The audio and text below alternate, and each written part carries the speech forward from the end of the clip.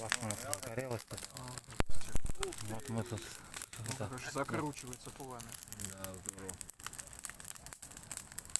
она изображение, смотри, даже показывает мне. Угу. Изображение-то полоса такая какая-то световая. Ага. Как так интересно. Это, наверное, мусор. А, от того костра, видишь? Почему-то. Съемка, да. Угу. Может, грязь попала на объектив? Нет, нет. Не знаю. Сейчас надо коло еще закрутить Да. на дорожку. Сейчас слева опустить, Юта. Ах В форме коловрата-то я тоже зажигал у себя в лесу. Вот так. Бревнышки там.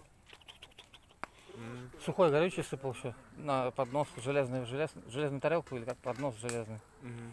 Как в форме коловрата, Миш, помнишь, да? А, В этот мы еще там делали.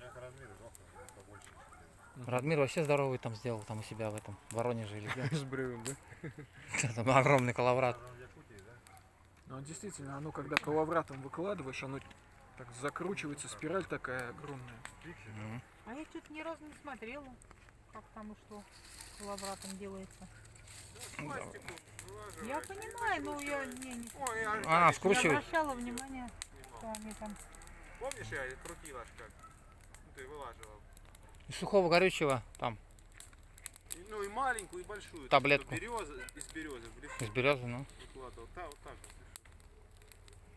Она Это там какое-то пламя интересное. ну, какое-то фиолетовое пламя какое-то. Или фиолетовое даже.